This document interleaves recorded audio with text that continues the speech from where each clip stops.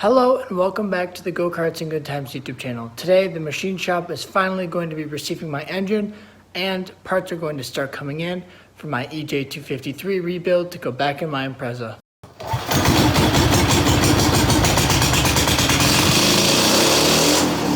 This one is all over the place, but I urge you to stick around because by and large I do show the process for getting one of these Subaru engines assembled, and despite encountering some problems near the end of the process, I do still think it's good at illustrating the process of assembling the engine, and I hope it gives you some insight into my journey in getting it put together.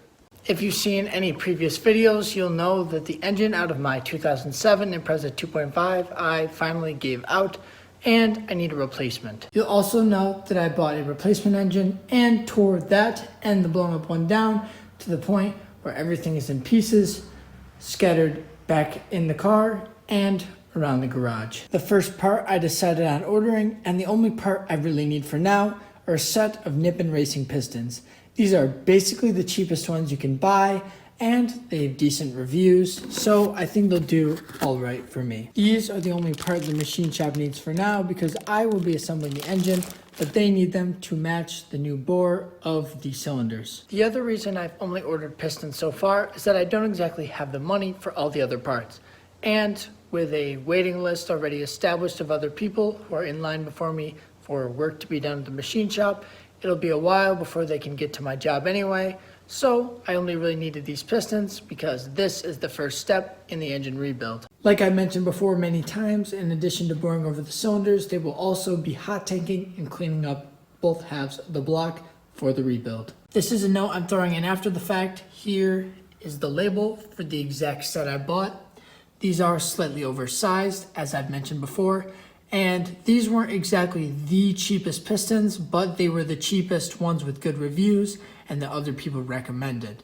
They are well within my budget, and they're going to be a decent choice between price and reliability, according to what other people say. In the meantime, I can start cleaning up parts and selling extras so that I have everything ready to assemble it when the machine shop is done with my engine, but this will be the last clip you see for a while the machine shop works on the engine. Today is finally the day that I get to pick up my block from the machine shop, and while I'm at it, I'm going to bring the heads and have them checked for flatness and levelness to see if I need to get them machined. In the last video, we got these all stripped down and cleaned up, so now they're absolutely bare and they're ready to be machined or rebuilt depending on what we need to do with them going forward. Back from the machine shop, they're going to work on our heads tomorrow, and we got the blocks back, cleaned, and bored over to the correct size. 20 thousandths over to be exact, with 1,000th of clearance by manufacturer specification. Again, some time has passed, and now it's time to pick up the heads from the machine shop. The heads are back, and they look great. I don't think there's anything else I will have to be working with the machine shop for, but so far they've been doing a great job.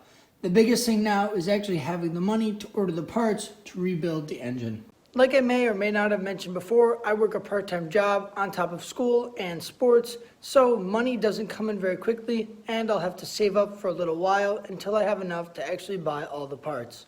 The unfortunate thing is that the engine gave up a lot sooner than we thought, and we were expecting to be able to do this process in the background before the engine gave out, but that's not the case.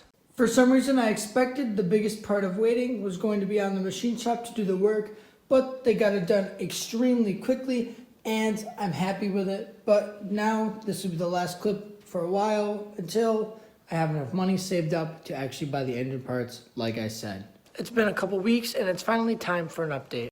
You may notice that the freshly machined heads are no longer on the table, and that's because we sent them back to the machine shop for more work. After looking at the valves, which were more pitted than we're comfortable with, and ordering up the headset, we decided to just go ahead with a valve job because we'd rather get this done now while the car is down than have bad compression in the future and have to do it later. You can't exactly see much from this pile of parts here, but we have almost everything ordered, and we're just waiting for a couple more things to come in the mail before we can start reassembling the bottom end of the engine. Thankfully, the machine shop hasn't been busy, so we got the heads back extremely quickly, and as the other parts start to roll in, we can start to consider starting the engine reassembly. After waiting and waiting and waiting for parts, finally we have everything to start reassembling the engine. with things like my gasket set arrived in the mail and the heads back just like I showed previously, as well as things like bearings, I'm now ready to actually start getting the two case halves of the lower end back together. I do feel bad about not showing the earlier steps of this process, but you've seen the crank before with the rods on it, and taking it apart and putting it back together is a very simple process. We swapped out the bearings, of course, and cleaned everything up so that's nice and fresh, lubricated, and put in one of the case halves so that they're ready to go back together. Here you can see more of the gaskets and seals that we ordered to reassemble the engine, and that the crank and the rods are all covered in assembly lube so that the engine can go back together properly. You may be wondering how much this is going to cost and what parts I used to rebuild the engine, and I'll be going over all of that in a separate video, but for now, this is just the process of getting it back together. I assure you that I may not be instructing you exactly on every single step. We do have proper documentation for the torque specs and the process that needs to be done to properly reassemble the engine. I also want to say that this is more of an update video than an actual in-depth how-to process. I'm not an expert, neither is my dad, so this isn't really a step-by-step guide to follow, but just showing my journey with getting my engine back assembled. What all of the behind-the-scenes prep work means for getting the engine back together is that we're now ready to join the two case halves and get the proper sealant applied so that this can be sealed up and put back together.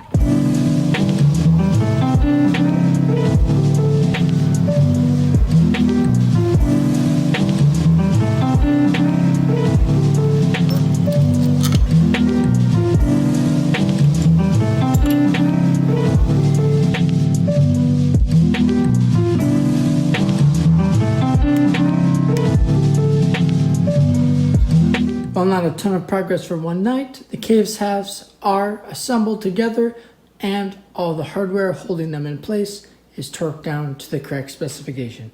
And don't worry, like I said earlier, we have plenty of information for the sequence and the torque spec to which the bolts are supposed to be tightened.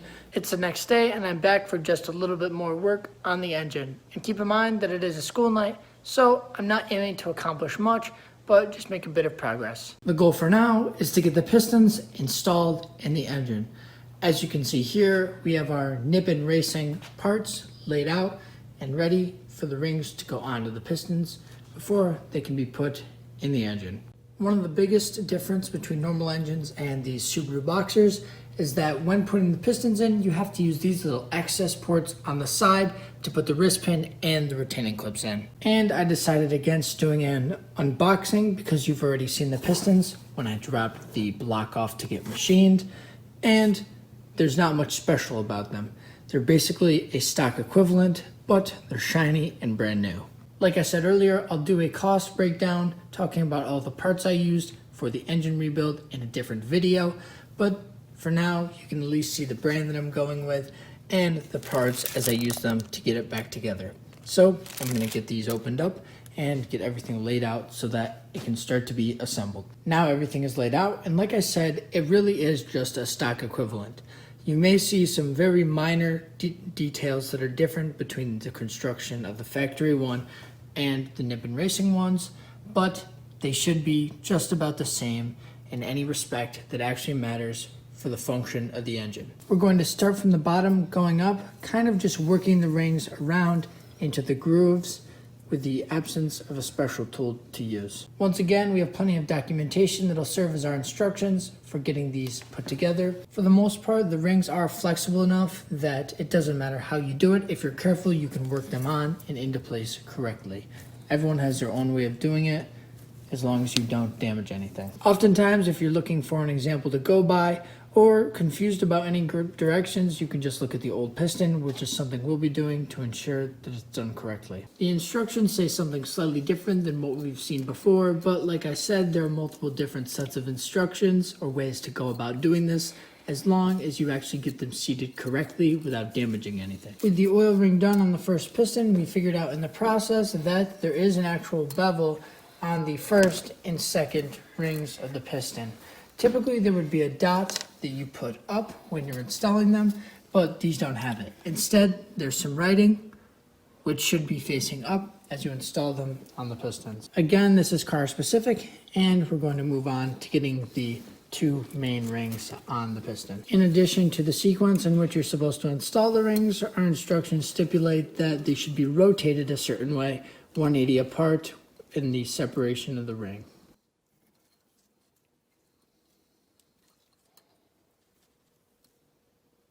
With the first one done, we're now going to start the process of getting the other 3 completed. Again, starting with the oiling rings, then the 2 main compression rings, working our way up and being careful about getting them on in the correct rotation and without scratching the piston. With the rings finally on all of the pistons, it's time to get the cylinder walls cleaned up one final time and wiped down, and one of the retaining clips for the wrist pin put in the correct side.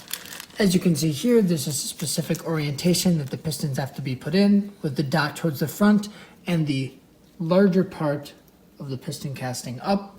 But other than that, it should be just as easy as slipping them in, as long as everything goes smoothly.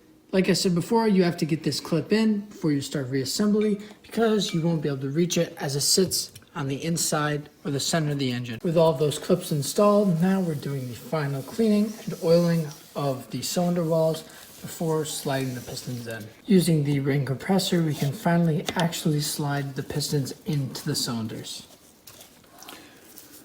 Tight but not too tight.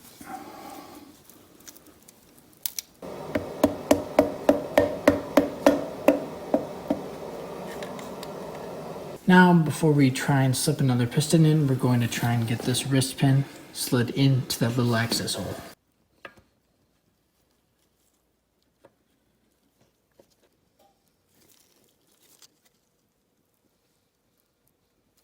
With the wrist pin installed all the way, I can now put that remaining clip on, and the first piston will be officially in.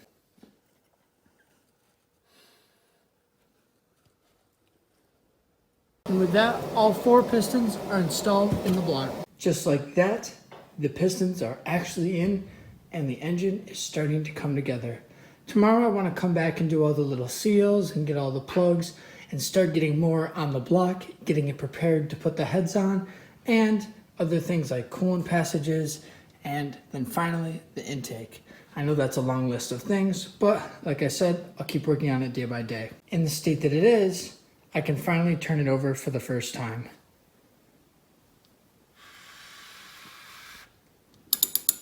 There's a bit of friction because these are fresh rings, but it is smooth, and I have high hopes for when I actually get it running. Again, I have a feeling this video will be long enough as is, so I don't really need to show the process of getting a bunch of little plugs screwed in or O-rings dropped into place so that all of the open passages or holes will be closed off.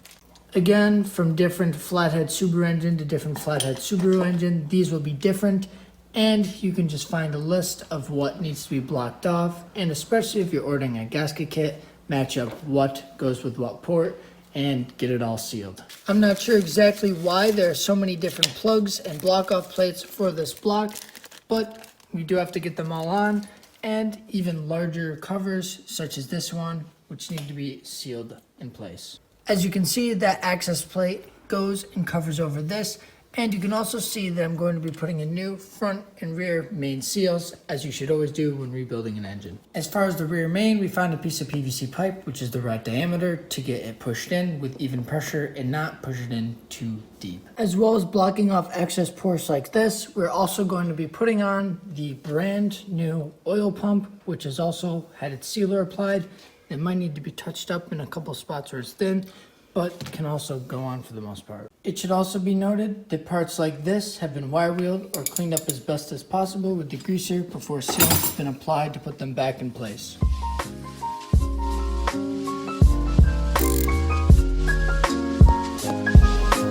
Finally, as the engine sits, it's basically an assembled short block. And for the next steps, we're going to go ahead and throw down an engine stand so we can put the heads on and start getting more pieces of the puzzle put together.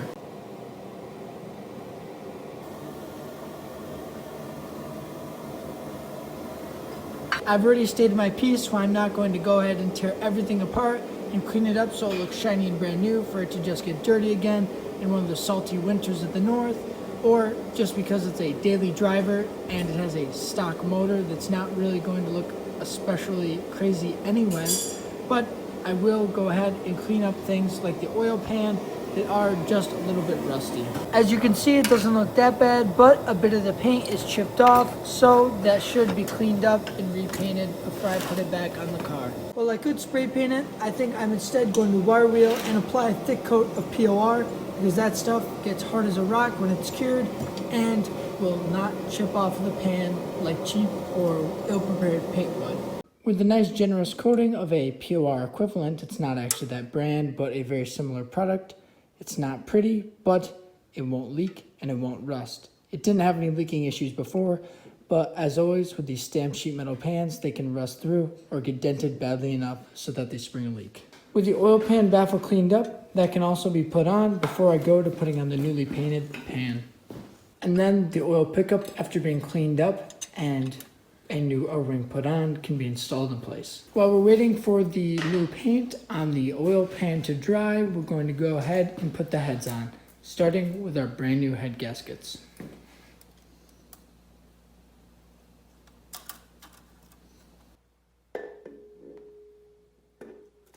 While there is some debate about reusing head bolts, it's always much safer to buy new ones, and that's what we did with this set of new hardware. Included in the kit with the head bolts was a tube of anti-seize for each head, and with this engine, there are a different set of bolts that have slightly larger washers that go in the middle, and when putting any head on, you have to know the specific torque sequence to follow to get even pressure applied, and we have all of that ready to go.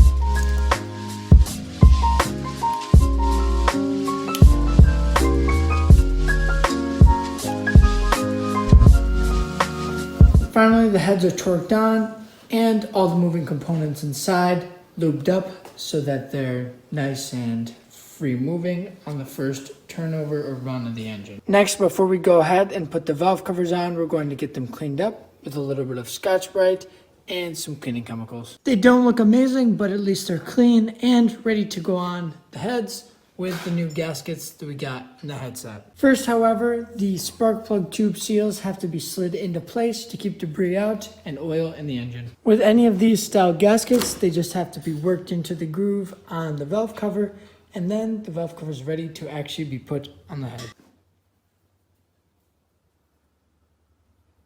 Then the weird little bolts can be screwed in and tightened down to hold it on and get all the seals mated and flush. With the valve cover on and the bolts tightened down, now I can work on getting the solenoid that controls the variable valve timing installed.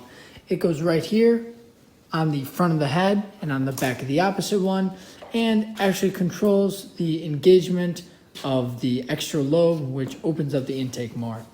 Just like when torquing the heads down, the same process goes for both sides. So after we get this one done, we can switch to the other. What actually makes all this work is the cam position sensor, which has its own bracket that gets bolted on before it gets put in and also bolted in place. Like with everything else, the solenoid also gets brand new gaskets to go onto the head.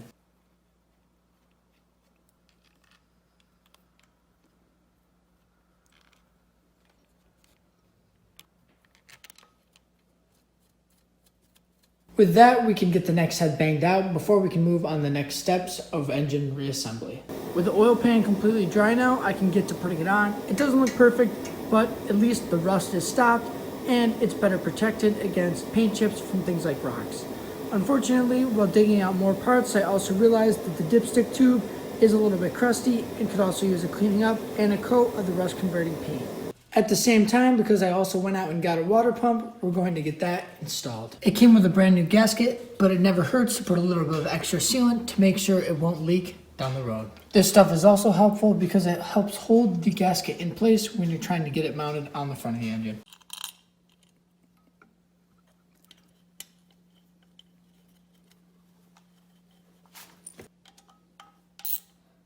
While we're over here, this cover has to be put on behind one of the cam gears before all the timing stuff can be put in place. While some cars have a gasket, the Subaru motor calls for a bead of RTV to be put where the oil pan goes. And as always when using this stuff, you have to let it sit for a little while and let a skin form on the surface before actually torquing down the pan. Before actually putting the pan back on, I can't forget this little seal that goes on the oil return tube.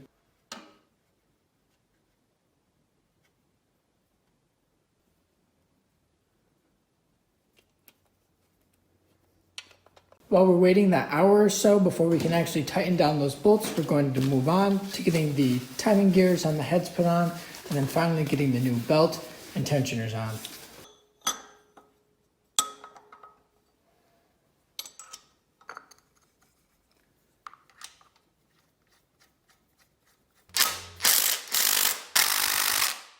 We ended up not going with a full timing kit that included the either pulleys or the belt guides because these ones have extremely smooth bearings and look like they were recently done. We were told by the guy we bought the engine from that he did the timing belt recently, so this all makes sense. In any case, they may be a little bit dirty, but there's no signs of crazy wear and not under a ton of stress in the first place, so it should be all right. Even the tensioner is super smooth and has no crazy signs of wear, so it just needs a little bit of cleaning up to be installed.